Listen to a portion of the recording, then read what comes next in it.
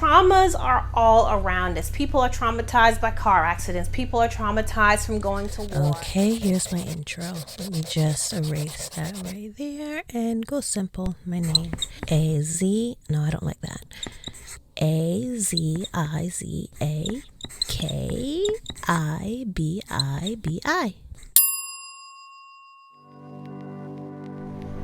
Hey. I'm Aziza Kibibi, and I'm here with a video today for you about getting through those really depressing moments during this COVID-19 social distancing. I know that as a survivor of domestic violence and sexual assault, which can cause like the gamut of things, of different forms of PTSD, from depression to actual physical manifestations of illnesses such as asthma and allergic reactions to things, not to mention the kind of conditions that just completely debilitates you from having sex or opening up to somebody or getting close to people.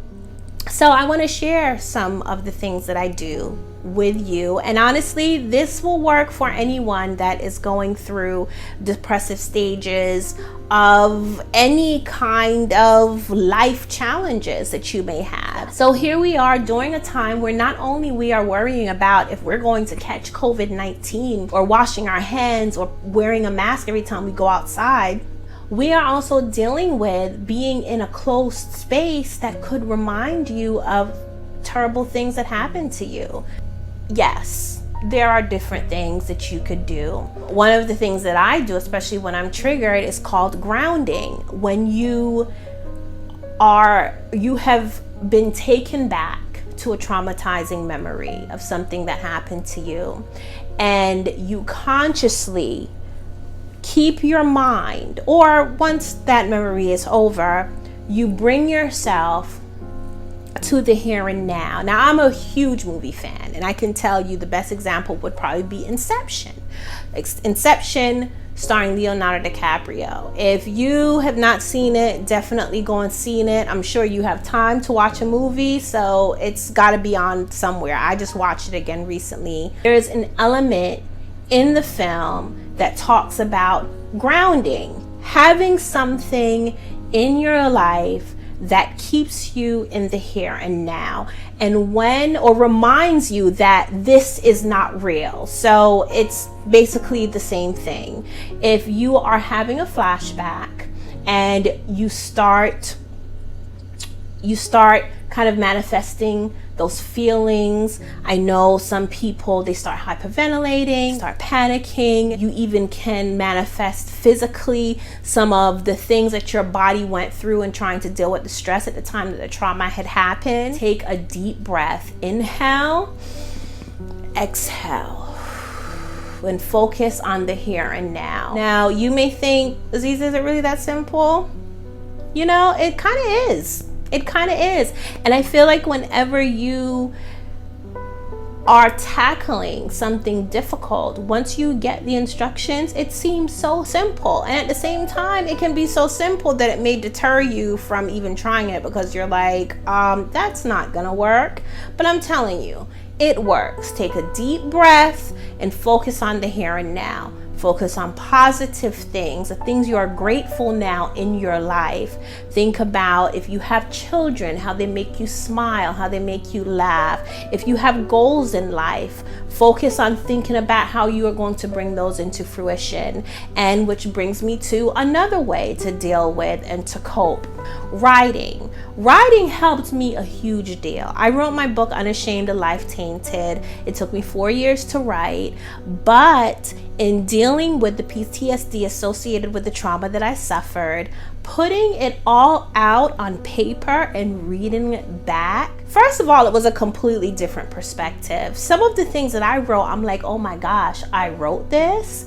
And yes, there were moments that it was tough to read, because even though I sat there and I typed and I wrote with tears streaming down my eyes, bringing out some of the things that happened to me, it really allowed me to examine how I felt about what happened to me. And I think for survivors, that's really important. You have to learn yourself, love yourself, get to know yourself in a way associated with some traumatic things that could have happened in your life, because they did change you. One thing that trauma does is that it changes you. It completely shifts you from a path that you was on, and now your entire world is different. So with writing, when you write down what happened to you, and everybody writes different or they communicate different. Writing is a form of communication.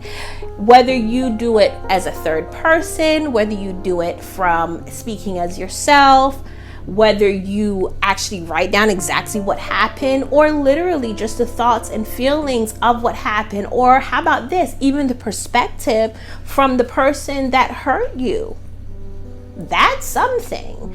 And you examine it and read it back and really think about and focus on how you feel about what happened, and then how you feel about what happened.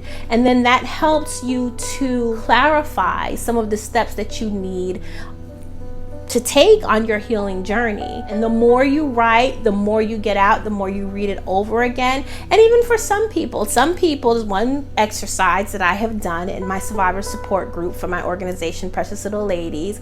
Write what happened to you, how you feel about what happened to you from the perspective of the person who hurt you, and you take it and you burn it.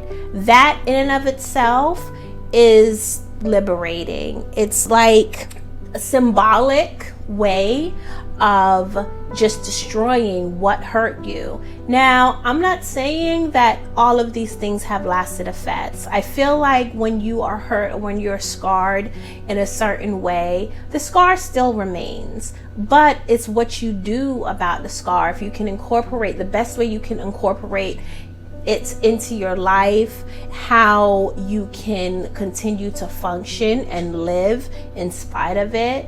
And I think that's really the key as a survivor of any type of trauma, how to best live and survive in spite of what happened to you. So writing is one.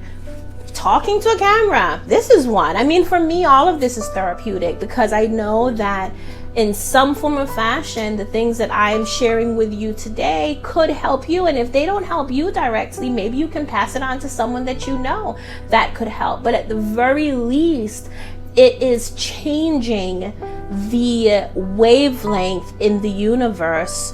My words coming out into the world is directly affecting my words. Speaking about the things that I talk about is going out into the earth ether and changing the vibrations of all of those associated. Case in point, there was a study done one time about monkeys, a type of monkey. Monkeys in captivity in the zoo were taken and taught how to wash potatoes. Now, wouldn't you believe, after I think about 2 years, they found that that same species of monkey, right, because this was a test, it was an experiment that they were doing, that same species of monkeys in the wild that they were studying and had not taught to wash their food across the freaking planet, across the globe, started washing their food. So when we do actions, when we make actions, we are all connected, essentially. And I'm not going to get too esoteric here, because I feel like I could just go on and on and on. I can just go on about that. But what we do in our space, in our environment, with our vibrations, is going to affect the next person. We each on this planet, in this dimension, contribute to this planet, to this dimension, and to the people around us, no matter what we do. I mean, unless you're going to sit there and do absolutely nothing and just stay in one place. I truly believe that what we do in this world and this existence will affect other people around us, not just people that are directly around us, but the person down the street, neighbor, maybe someone across the country. And media does help with that. Media and social media helps with that. So I am just hoping that what I do here will help. Not hoping, I'm not hoping. I know it will. It has to. Someone else. So if it doesn't help you directly, you're watching this now, please pass it on to someone else. Please share. Please like. Subscribe. Press the button, subscribe. Press that bell and be notified of when I post another video that I'm hoping will help somebody. And continue to spread the word. So writing is a good one. Talking on videos is a good one. Talking to somebody. Maybe there's some things in your life that you need to open up and get out. Take this time to do it. Reading is another one. Reading on how what happened to you has impacted you. There's a lot of journal articles out there.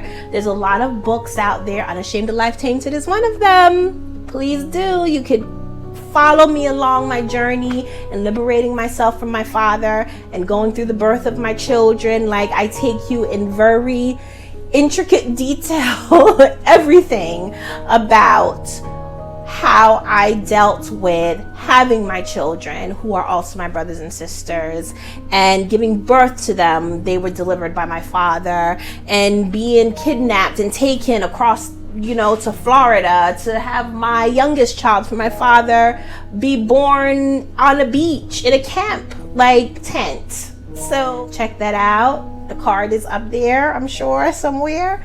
And yes, and talking, meditation is a good one. You can go on YouTube, find plenty of meditation videos. I have one that is a basic 2-minute meditation to get you started, to get you help with that grounding, where you're inhaling and exhaling. So definitely check that out. There are some books, Ancient Teachings for the Beginners. It really helps you with mind control and using meditation and vibrations of the voice to kind of get everything in your body and your spirit in sync. That's a huge one. And I'm not going to share with you anything that I've not tried myself. So trust, there's ways. There are plenty of ways. And if you have any questions, definitely comment. I know I'm going to think of some other things, but for right now, that's what I have. That's what I use. That's what I employ as much as possible. And I hope it was useful to you. And if not to you, I don't know how much I could stress this. If not to you, then please pass it on to someone else. And on that note, thank you for watching. I'm Aziza Kibibi, and make sure you like and subscribe and comment. If you have any questions, drop them in the comment box. Be blessed, for you are a blessing. Bye. Citrus in our beverages. Citrus in our beverages. Show only the good sides. Always pretty smiles are covering our faces. You know it is all lies. You know it is all lies. On and on it goes. Round and round the rodeo. Breathing out air for a minute.